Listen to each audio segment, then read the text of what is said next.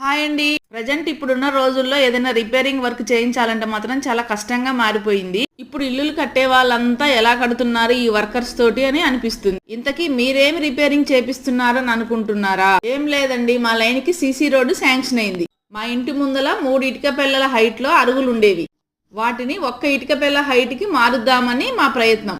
దీనికోసం ఒక రోజు మొత్తం ఆ గోడలు పలగొట్టడానికి ఇలాంటి మిషన్స్ వాడారు.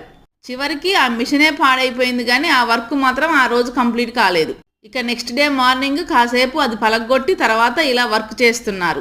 అంటే ఇక్కడ అరుగుల మీద బండలు తీసేసి మళ్ళీ డౌన్లో అదే బండలు పరుస్తున్నారనమాట. ఈ చిన్న పని 2 days పట్టింది. మామూలుగా చేస్తే ఇది ఒక్క రోజులో కంప్లీట్ కావాలి, కానీ వాళ్ళు 2 days తీసుకున్నారు.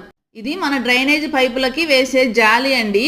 ఎలకలు పందికొక్కులు లోపలికి వెళ్ళకోకుండా పైపుకి ఇలా ఫిట్ చేసి దానిపైన బండలు వస్తాయి అన్నమాట. డ్రైనేజీ సమస్యతో బాధపడే వాళ్ళు ఎవరైనా ఇది చేయించుకుంటారని నేను ఇన్ఫర్మేషన్ చెప్తున్నాను. అసలు ఇంతకీ ఎందుకు ఈ అరుగులు డౌన్ చేస్తున్నారు అనుకుంటున్నారా?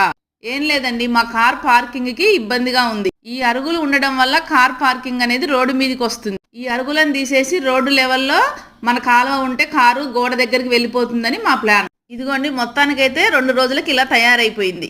ఇక్కడితో ఒక గండం గట్టెక్కింది.